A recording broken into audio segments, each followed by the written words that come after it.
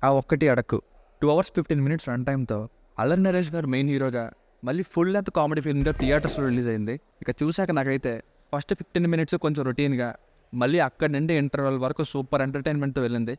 కానీ second half దెబ్బైపోయిందండి. Poor రేటింగ్స్‌తో వీక్ ప్రెజెంటేషన్ అనిపించింది సెకండ్ హాఫ్. ఓవరాల్‌గా నా వరకు one time watchable. Family audiences వరకు ఓకే. బట్ మిగతా వాళ్ళు ఎలా రిసీవ్ చేసుకుంటారన్నది చూడాల్సింది. మంచి పాయింట్‌నే, కానీ సెకండ్ హాఫ్‌నే వీక్ సినిమాకి. ఎమోషన్ అంతగా కనెక్ట్ అవ్వలేదు. ఇంకా డీటెయిల్‌గా రేటింగ్ ప్లస్ అండ్ మైనస్ పాయింట్స్‌లో మాట్లాడదాం. ఫ్యామిలీతో చూడొచ్చా అంటే యెస్ చూడొచ్చు. అడల్ట్ కంటెంట్ ఏం లేదు. బేసిక్ స్టోరీ లైన్ ఏంటంటే 10 సంవత్సరాల నుండి పెళ్లి కాని హీరో గణపతి గారికి అలియాస్ అల్లరి నరేష్ గారికి మ్యాట్రిమోనీకి సంబంధాల కోసం వెళ్ళాక ఏం జరిగింది, చివరికి పెళ్ళి అయిందా లేదా అన్నది story. Plus points: Allari Naresh గారికి ఆయనకి సూట్ అయ్యే ఒక పర్ఫెక్ట్ రోల్ ఇది. వర్కౌట్ అవ్వని సీన్స్ కోసం మైనస్ పాయింట్స్లో మాట్లాడదాం. కానీ ఎంటర్టైన్ చేస్తున్నంతసేపు ప్లెజెంట్ రోల్లో ఎంటర్టైన్ చేశారు ఈయన. సెకండ్ హాఫ్లో ఫ్లో పడిపోతుందన్న ప్రతిసారి నేనున్న సినిమా బతికిస్తా అన్నట్టే ముందుకొచ్చేవారు.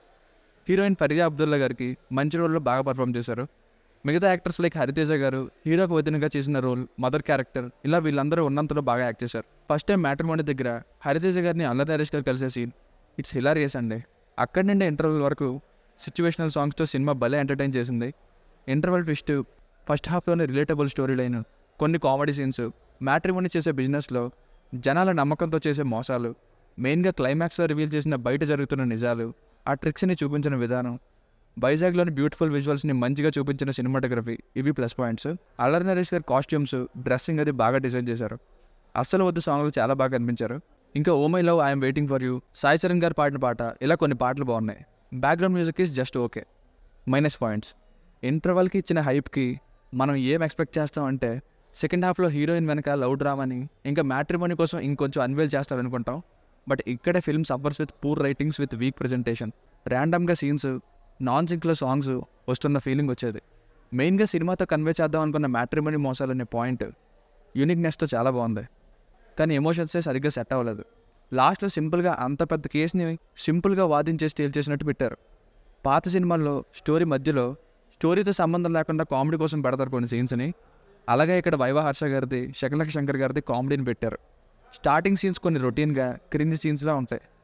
ఫస్ట్ టైం హీరోని కలిసే సీన్ అయితే ఏంటిది ఇలా కూడా కనెక్ట్ అవుతారా అనిపించింది.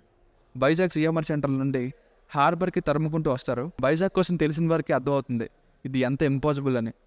సో ఫైనల్గా మూవీకి వర్డిక్ట్ ఏంటంటే ఫస్ట్ హాఫ్ అయితే కామెడీతో చాలా బాగుంది. సెకండ్ హాఫ్నే స్లో పేస్లో వీక్ ప్రెజెంటేషన్తో వెళ్ళింది. పాపం చాలామందికి మ్యాట్రిమోనీ మోసాల కోసం చెప్పే ప్రయత్నం చేశారు. అలాగే క్లైమాక్స్ కూడా చాలా ఏళ్ళుగా పెళ్లి కాని మగాళ్ళకి బాగా కనెక్ట్ అవుతారు. కానీ ఈ సెకండ్ హాఫ్ ఒక్కటి ఇంకొంచెం బాగుంటుంటే ఇంకాస్త బెటర్ రిజల్ట్ ఉంటుంది. ప్రెజెంట్ అయితే ఇట్స్ వన్ టైం వాచబుల్ అండి. దీనికి రేటింగ్ వచ్చేసి ఇది నా ఒపీనియన్ 2.75/5. మీకు కనుక నా రివ్యూ నచ్చినట్లయితే మరిన్ని రివ్యూస్ కోసం మన ఛానల్ని సబ్స్క్రైబ్ చేసుకోండి. Thank you.